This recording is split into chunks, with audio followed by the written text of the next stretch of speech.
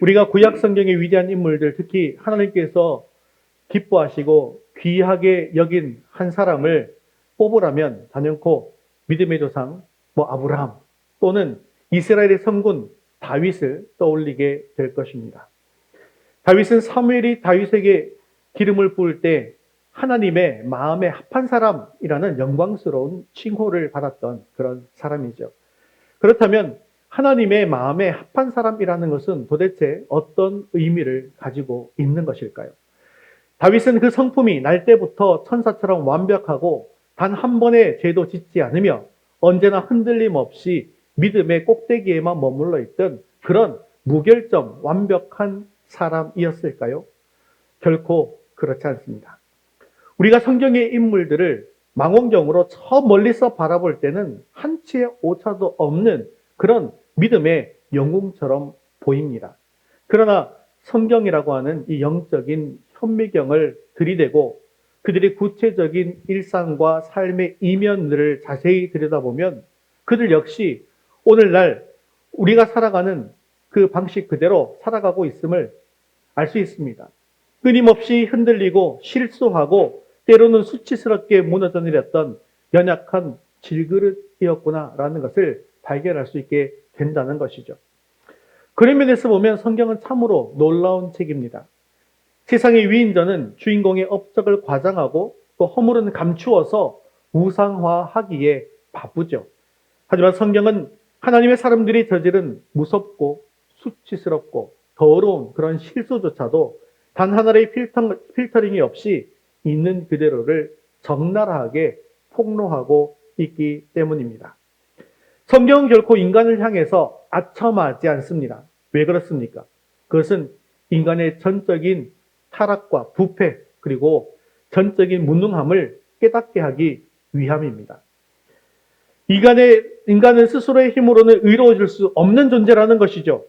구원과 하나님께 쓰임받는다라고 하는 것은 철저하게 인간의 어떠함에 달려있는 것이 아니라 무한하신 하나님의 긍휼과 주권적인 은혜에 달려있음을 보여주기 위함이라는 것입니다.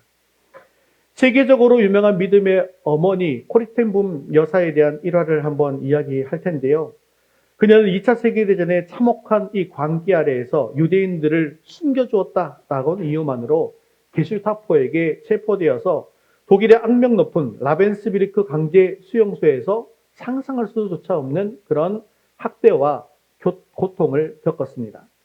그러나 하나님의 은혜로 기적적으로 살아남은 그녀는 전쟁이 끝난 뒤에 자신을 괴롭혔던 이 독일 사람들은 물론이요, 전 세계를 향해 그리스도의 사랑과 용서의 복음을 전하는 사도로 쓰임받게 되었습니다. 특히 그녀는 철의 장막이라고 불리면서 굳게 닫혀있는 공산주의 국가들에게 대해서 복음을 전하는 일에 목숨을 걸었습니다. 하루는 이 코리텐붐 여사가 성경책을 가득 채운 그런 무거운 가방을 가지고 유고슬라비아 국경을 넘기 위해서 기차에서 내렸을 때의 일입니다. 국경 수비대의 삼엄한 그 경비소에서는 공산당 소속의 검문관들이 사람들의 이 짐들을 하나하나 샅샅이 뒤지면서 검열하고 있었습니다. 그런데 또 어떤 때는요, 가방을 직접 열어보지는 않고 그저 무서운 눈빛으로 이 가방 안에는 무엇이 들어있느냐라고 묻기만 할 때도 있었습니다. 길게 늘어선 줄에서 자신의 차례를 초조하게 기다리던 이 코리 할머니의 마음속에 깊은 갈등이 피어오르고 있었습니다. 만약에 저 검문관이 가방을 열어보지 않고 가방 속에 무엇이 들어있느냐라고 신문한다면 나는 과연 어떻게 대답해야 할 것인가? 주님을 위해서, 거룩한 복음을 위해서 선의의 거짓말을 해야만 하는 것인가? 아니야. 거짓말은 어떤 상황 속에서도 거짓말이지. 하나님은 진리의 영이신데 내가 주님의 일을 한다고 하면서 첫 단추부터 거짓말로 시작할 수는 없어. 나는 정직하게 성경책이라 말하리라. 그러면 감옥에 가거나 쫓겨날 텐데 어떻게 할까? 그렇게 고민하고 있었습니다. 그리고 맨 끝에서 두 번째에 서 있던 코리 연사는 눈을 감고 간절히 그리고 절박하게 하나님께 지혜를 구했습니다. 하나님, 저에게 지혜를 주옵소서. 저는 거짓말을 하고 싶지 않습니다. 거짓말을 하지 않고서도 진실을 말하고서도 이 성경책들을 무사히 가지고 들어가서 주님의 위대한 일을 감당할 수 있도록 기적을 베풀어 주옵소서.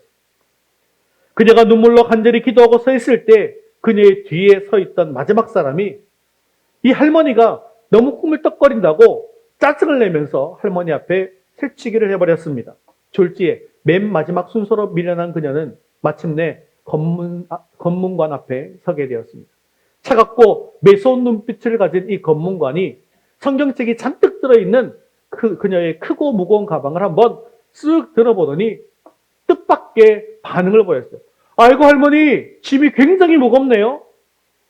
당신이 오늘 마지막 검문하는 사람이니까 특별히 제가 이 무거운 짐을 국경 밖 차 타가는 곳까지 직접 들여다 드리겠습니다.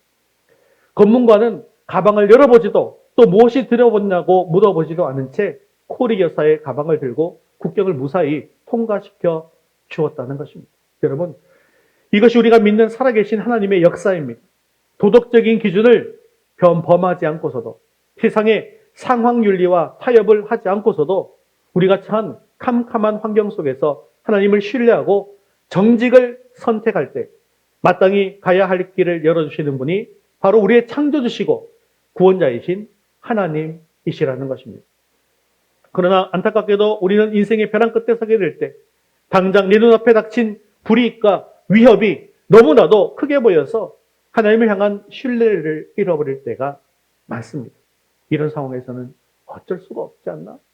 장사를 하려면, 사회생활을 하려면 이 정도 거짓말은 지혜로운 거야 라고 하면서 죄와 적당히 타협해버립니다. 오늘 우리가 읽은 본문 사무엘상 21장에는 바로 그 어쩔 수 없는 두려움 때문에 철저하게 무너져 내버린 하나님의 마음에 합한 사람이라고 불렸던 다윗의 치명적이고도 비참한 실패담이 기록되어져 있습니다. 오늘 이 다윗의 모습을 영적 거울로 삼아서 우리 내면에 숨겨진 불신앙과 타협의 거짓된 죄악을 철저하게 회개하시고 세상의 얄팍한 꾀가 아니라 오직 살아계신 만군의 여호와 하나님만을 나의 산성과 요새로 삼기로 결단하는 저와 여러분 되시기를 주님의 이름으로 축원합니다. 우리 첫 번째 같이 읽겠습니다. 두려움은 우리의 신앙의 타협과 거짓의 자리로 몰아갑니다. 우리 1절 말씀 같이 읽겠습니다. 다윗이 노베 가서 제사장 아히멜렉에게 이르니 아히멜렉이 떨며 다윗을 영접하여 그에게 이르되 어찌하여 내가 홀로 있고 함께하는 자가 아무도 없느냐 하니. 자, 다윗은 지금 이스라엘 왕 사울의 지독한 질투와 광기에 찬 살해 위협을 피해서 도망치는 절체절명의 위기 앞에 놓여 있습니다. 라마 나요스로 또 기브아로 도망쳐 봤지만 다윗을 향한 추격의 포위망은 점점 결국 좁혀져 오게 되었습니다. 끝이 보이지 않는 긴 도피 생활 속에서 다윗의 몸과 마음은 아주 만신창이가 되어버리고 말았습니다. 그는 자신의 절친한 친구 요나단에게 눈물을 흘리면서 이렇게 푸념했습니다. 우리 20장 1절 3절 같이 읽겠습니다. 네가 무엇을 하였으며 내 죄악이 무엇이며 내 아버지 앞에서 내 죄가 무엇이기에 그가 내 생명을 찾느냐. 나와 죽음의 사이는 한 걸음 뿐이니라. 나와 죽음의 사이는 단 한 걸음 뿐이다. 이 얼마나 뼈저리고 소름 끼치는 공포의 고백입니까? 아침에 눈을 뜨면 오늘이 내 인생의 마지막 날이 될지도 모른다는 극도의 불안감이 다윗의 영혼을 아주 깊게 짓누르고 있었던 것입니다. 기도의 사람이요 믿음의 용사였던 다윗이지만 계속되는 이 환란의 폭풍 앞에서 그의 영적인 시야는 흐려지고 말았던 것입니다. 하나님을 향한 굳건한 그 신뢰의 자리에 대신 죽음에 대한 짙은 두려움이 독버섯처럼 피어오르고 있었죠. 급기야 다윗은 제사장들이 모여 사는 성읍인 노브로 허겁지겁 숨어 들어갑니다. 차기 왕으로 기름 부음 받은 존귀한 자, 이 다윗이 경호원 한 사람도 없이 초라한 행색으로 홀로 나타나자 제사장 아히멜렉은 직감적으로 불길함을 느끼면서 벌벌 떨며 묻습니다. 어찌하여 네가 홀로 있느냐? 이 대제사장 질문 앞에서 다윗은 믿음의 사람으로서는 어떻게 대답해야 마땅했겠습니까? 제사장님, 사울 왕이 억울하게 제 목숨을 노리고 있습니다. 그래서 너무나 두렵고 떨립니다. 그래서 나를 위해서 여호와 하나님께 기도해 주시고 하나님의 뜻이 무엇인지를 물어봐 주세요. 이렇게 정직하게 엎드려야 했지 않겠습니까? 그러나 두려움에 눈이 먼 다윗은 놀랍게도 그 거룩한 하나님의 성막 앞에서 거짓말을 쏟아내기 시작합니다. 사무엘상 21장 2절 말씀 같이 읽겠습니다. 다윗이 제사장 아히멜렉에게 이르되 왕이 내게 일을 명령하고 이르시기를 내가 너를 보내는 것과 내게 명령한 일은 아무것도 사람에게 알리지 말라 하시기로 내가 나의 소년들을 이러이러한 곳으로 오라고 말하였나이다. 진짜로 이랬던 것일까요? 아닙니다. 다윗은 천연덕스럽게 사울 왕의 비밀 특병을 명령을 수행하고 있는 중이다라고 둘러댑니다. 심지어 있지도 않는 부하 소년들이 다른 비밀 장소에 대기하고 있다라고 하는 거짓말까지 정교하게 지어내고 있습니다. 도대체 왜 이런 거짓말을 하고 있는 것일까요? 그것은 바로 다윗의 얄팍한 계산이 있었기 때문입니다. 만약 자신이 사울에게 쫓기는 도망자라는 사실을 밝히게 되어지면 제사장 아히멜렉이 후환이 두려워서 자신을 내쫓거나 사람들에게 밀고 할지도 모른다는 그런 불신 때문에 거짓말을 하게 된 것입니다. 내 생명을 지키고 보호하시는 분이 하나님이시다라는 사실을 망각한 채 그저 위기를 모면하기 위해서 자신의 잔머리와 거짓말을 방패막이로 삼아버렸던 것입니다. 사랑하는 성도 여러분, 우리의 삶을 한번 돌아봅시다. 우리가 마주한 현실도 여전히 녹록지 않습니다. 때로는 억울한 일을 당하기도 하고 내 능력의 한계에 부딪혀서 망망함을 느낄 때도 있죠. 특히 낯선 환경과 막중한 책임 속에서 우리는 다윗처럼 깊은 두려움과 압박감을 느끼게 되어집니다. 그때 사탄은 우리에게 아주 달콤하게 속삭이죠. 정직하게 말하면 네가 다 책임져야 돼. 불이익을 당하고 말 거야. 이번 한 번만 적당하게 포장하고 거짓말을 해. 다들 그렇게 살아. 지금 상황이 어쩔 수 없는 거 아니야? 실수를 감추기 위해서 혹은 상사나 직장 동료들에게 더 좋은 평가를 받기 위해서 살아남기 위해서 우리는 양심의 가책을 애써 누르면서 이것은 선의의 거짓말일 뿐이야. 상황 윤리가 이래. 라고 그럴듯한 포장지로 나의 죄를 정당화하려고 하지는 않습니다. 그러나 여러분, 우리가 분명히 기억해야 될 것이 있습니다. 거짓말은 결코 선을 이룰 수가 없다는 사실입니다. 개혁주의 신앙은 목적이 수단을 정당화할 수 없음을 명확하게 가르치고 있습니다. 하나님은 진리이시고 어둠과 거짓이 조금도 없으신 분이십니다. 이 한 번의 거짓말은요, 필연적으로 또 다른 거짓말을 낳습니다. 그리고 그 죄는 걷잡을 수 없는 파멸의 눈덩이가 되어서 나를 덮쳐오게 되는 것입니다. 다윗이 아히멜렉을 안심시키기 위해서 내뱉은 이 가벼운 거짓말이 결국 어떤 스노우볼로 되어서 돌아오게 되었을까요? 정말 끔찍한 일이 벌어지고 맙니다. 다윗의 대화를 우연히 성막에서 엿듣고 있던 사울의 목자장 도액이라고 하는 이 에돔 사람의 밀고로 인해서 다윗을 도왔다고 하는 누명을 쓴 이 아히멜렉과 무려 85명의 거룩한 제사장들 그리고 높 성읍의 남녀와 어린 젖먹이들까지 무참하게 학살당하는 성경 역사상 가장 끔찍한 비극의 원흉이 되고 말았던 것입니다. 거짓말의 대가는 이처럼 참혹하고 무서운 것입니다. 사랑하는 성도 여러분, 불안과 공포가 밀려올 때 인간적인 꾀를 내는 것을 멈추십시오. 위기를 모면하기 위해서 진실을 덮는 차입의 자리에서 떠나십시오. 내 생명과 앞길을 주관하시는 분은 나의 지혜가 아니라 오직 만군의 여호와 하나님 한 분뿐이심을 철저하게 믿으셔야 합니다. 세상의 방식은 당장 눈앞의 문제를 해결해 줄 수 있는 것처럼 보이지만 결국 우리를 죄의 종으로 만들 뿐입니다. 반면 정직은 하나님의 성품입니다. 그리고 우리가 그분의 자녀임을 증명하는 통로가 된다라는 사실을 기억하시기를 바랍니다. 하나님께서는요, 결과보다 과정에서의 순종을 기뻐하십니다.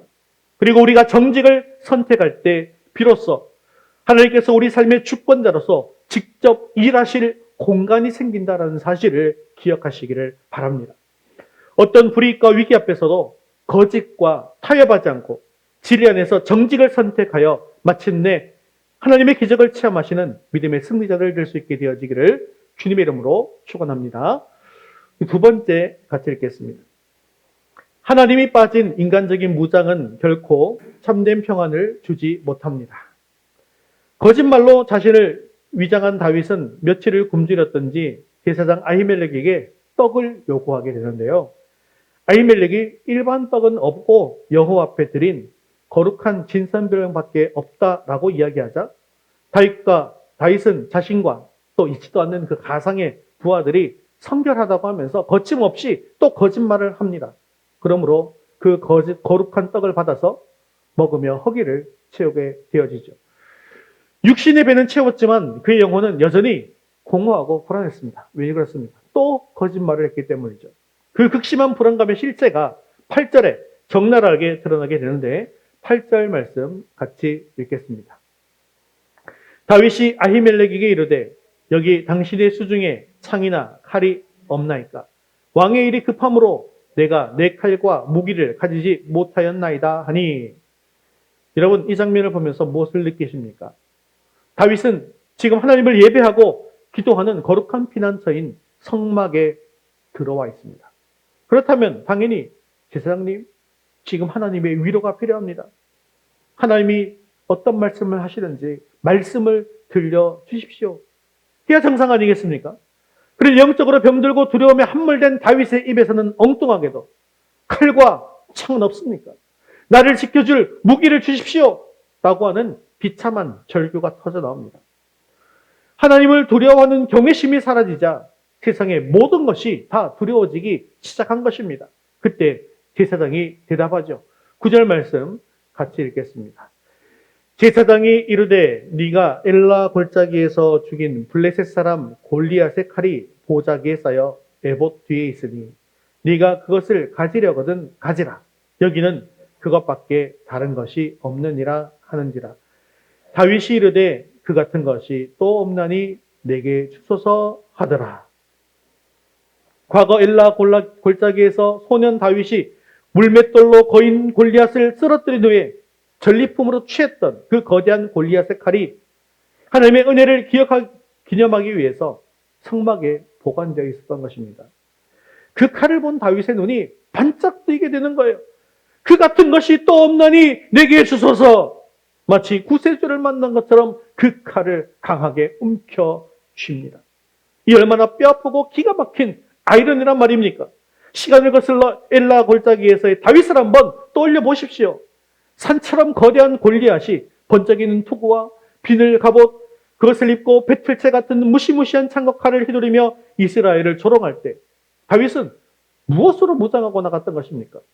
사울왕이 입혀주었던 그 좋은 갑옷마저도 거추장스럽다고 다 벗어버렸습니다. 그리고 시냇가에서 매끄러운 돌 5개만을 주머니에 넣고 이렇게 외치고 달려갔지 않습니까? 사무엘상 17장 45절, 47절 같이 읽겠습니다. 너는 칼과 창과 단창으로 내게 나오거니와 나는 만군의 여호와의 이름 곧 내가 모욕하는 이스라엘 군대의 하나님의 이름으로 내게 나아가노라. 여호와의 구원하심이 칼과 창에 있지 아니함을 이 무리에게 알게 하리라. 전쟁은 여호와께 속한 것인즉 그가 너희를 우리 손에 넘기시리라. 아멘. 얼마나 위대한 신앙의 고백이었습니까? 그토록 위대한 믿음의 사자오를 표현하면서 세상의 칼과 창을 조롱했던 다윗이었습니다. 하나님의 구원이 무기에 있지 않음을 천하에 선포했던 그 입술이었습니다. 그런데 세월이 흘러서 환란 속에서 기도를 쉬고 영성이 무너져 내리자 다윗은 자신이 믿음으로 쓰러졌던 그 원수의 칼, 하나님 없이 인간의 힘을 상징하던 바로 그 골리앗의 칼을 붙잡고 이것만큼 나를 지켜줄 든든한 것이 없다 라고 환호하고 있는 것입니다. 은혜의 기념비가 되어야 할 물건이 두려움에 빠진 인간에게는 생존을 위한 우상으로 변질되고 말았던 것입니다. 그런데 여러분, 다윗이 그 거대하고 날카로운 골리앗의 칼을 허리에 찼다고 해서 그 내면에 밀려오던 두려움이 과연 사라졌을까요? 그의 불행한 운명이 바뀌었을까요? 10절 말씀을 같이 읽겠습니다. 그날에 다윗이 사울을 두려워하여 일어나 도망하여 가드왕 아기스에게로 가니 그 강력한 골리앗의 칼을 손에 쥐었음에도 불구하고 그는 여전히 두려워서 벌벌 떨며 도망가게 되었습니다. 심지어 그가 도망간 곳은 다름 아닌 적국 블레셋, 바로 자기가 죽인 골리앗의 고향인 가드 지역이었습니다. 적장에 칼을 들고 접진 한가운데로 걸어 들어가는 그야말로 제정신이 아닌 미친 짓을 한 것이죠. 가드의 신하들이 다윗을 알아보지 못했을까요? 다윗을 알아보았습니다. 그리고 죽이려 하자 다윗은 목숨을 부지하기 위해서 블레셋 왕 앞에서 수염의 침을 질질 흘리면서요. 대문짝을 벅벅벅 긁어대는 미치광이 바보 흉내를 내고 맙니다. 골리앗의 칼이라는 당대 최고의 스펙과 절대 무기를 소유했음에도 불구하고 하나님과의 올바른 관계가 끊어지자 이스라엘의 영웅은 한순간에 가장 비참하고 수치스러운 미친 자 광인으로 전락하고 말았던 것입니다.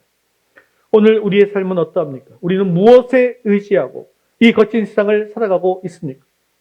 불안한 미래를 대비하기 위해서 내가 기필코 움켜쥐려 하는 현대판 이 골리앗의 칼은 무엇입니까?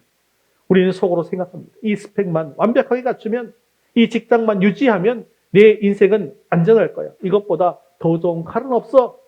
하지만 성경은 우리에게 엄중히 경고합니다. 하나님 빠진 인간적인 무장은 결코 우리 영혼에 참된 평안을 줄 수 없다는 사실입니다. 사랑하는 성도 여러분, 골리앗을 무너뜨릴 때 사울의 갑옷이 다윗에게 맞지 않았기 때문에 다윗은 사울의 갑옷을 과감하게 벗어 던져버렸습니다.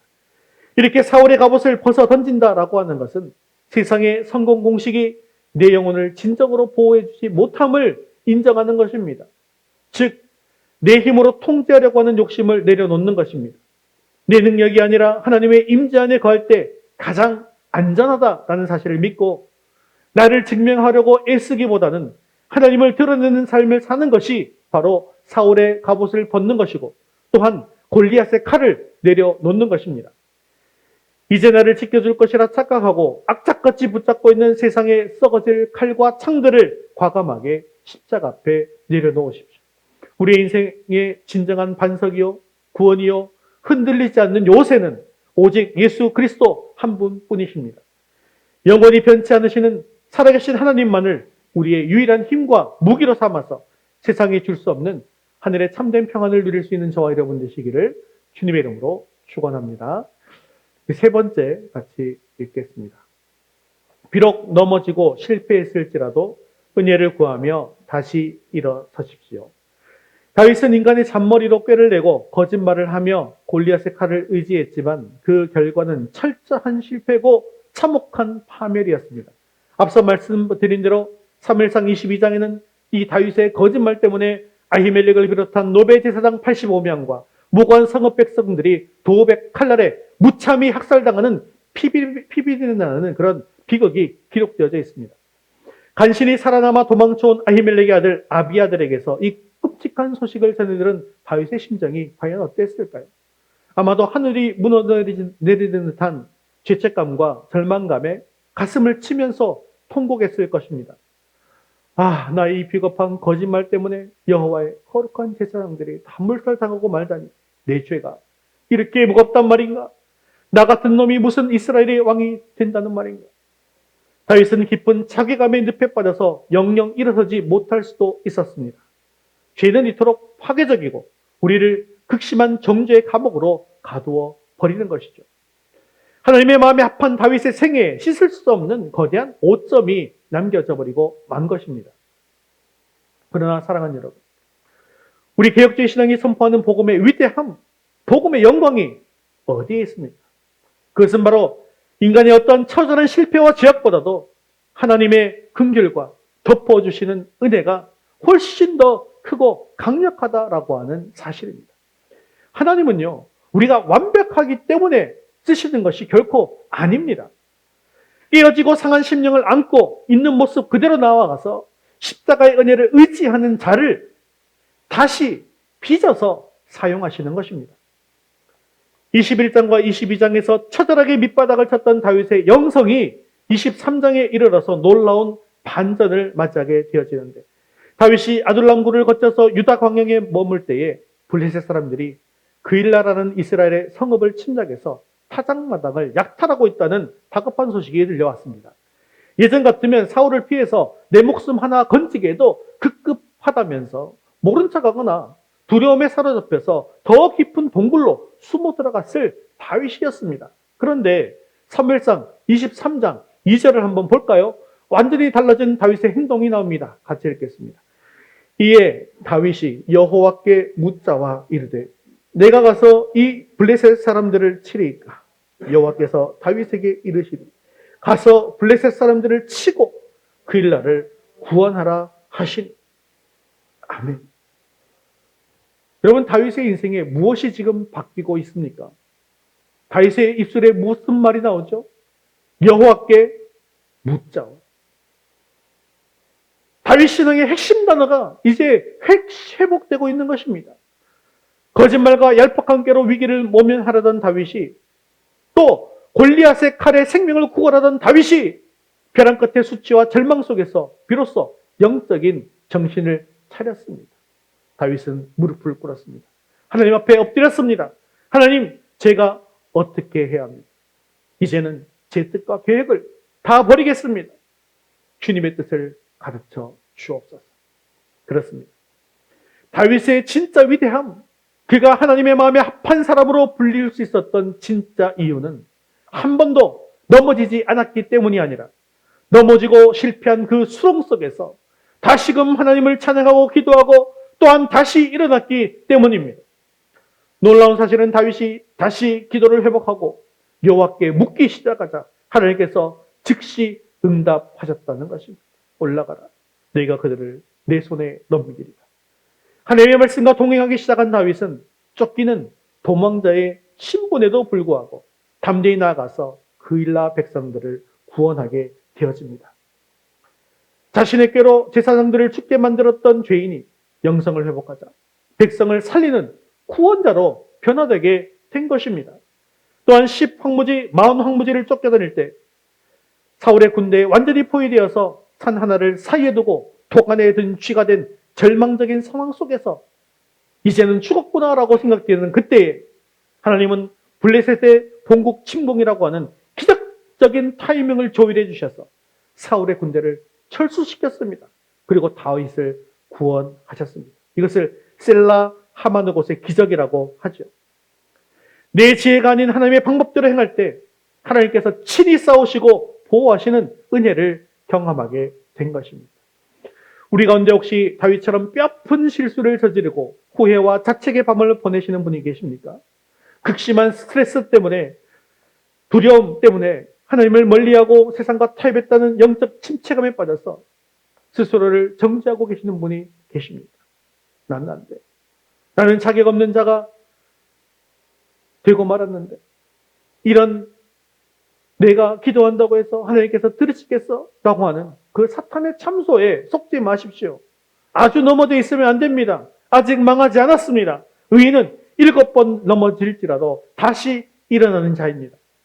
여러분들이 넘어진 바로 그 절망의 자리, 비참함의 그 자리가 역설적으로 하나님의 은혜를 다시 붙잡을 수 있는 은혜의 출발점입니다. 나의 연약함을 핑계대지 마시고 죄를 솔직하게 고백하십시오. 십자가의 보혈은 우리의 죄를 양털처럼 희게 씻어주시는 능력이 있습니다. 이제 내 뜻대로, 내 지혜대로 살아가려고 하는 그 교만을 꺾고 매 순간 하나님, 이 상황에서 제가 어떻게 해야 합니까? 라고 하나님의 뜻을 묻는 큐티, 기도의 자리로 나아가십시오. 회개하며 다시 여호와의 이름을 부르는 자를 주님께서는 결코 외면하지 않으시고 능력의 오른손으로 일으켜 세워주실 것입니다. 사랑하는 성도 여러분, 기도는 내 한계를 인정하고 하나님의 무한한 자원을 끌어다 쓰는 영적인 연결이다라는 사실을 기억하십시오. 절망의 순간에 무릎을 꿇는 행위는 이 전쟁은 나에게 속한 것이 아니라 하나님께 속한 것이라고 하는 선포입니다. 내가 포기하고 싶을 때 기도를 통해 주시는 하늘의 평안과 지혜는 세상의 어떤 전략보다도 날카롭고 강력한 무기가 됩니다. 이제부터 실패의 자리에서 다시 기도의 무릎을 세우며 합력하여 선을 이루시는 은혜의 주님을 향해서 다시 전진하기로 결단하는 저와 여러분 되시기를 주님의 이름으로 축원합니다. 말씀을 맺겠습니다. 예수님의 숫자 베드로도 기억하시죠? 베드로가 어떤 고백을 했던 사람입니까? 모두 주를 버릴지라도 나는 결단코 주님을 버리지 않겠나이다 라고 호언장담했던 사람입니다. 그런데요, 여종의 말 한마디가 주는 생명의 위협과 두려움 앞에서 예수님을 모른다 저주했는데 3번이나 모른다고 저주하며 거짓말을 했습니다.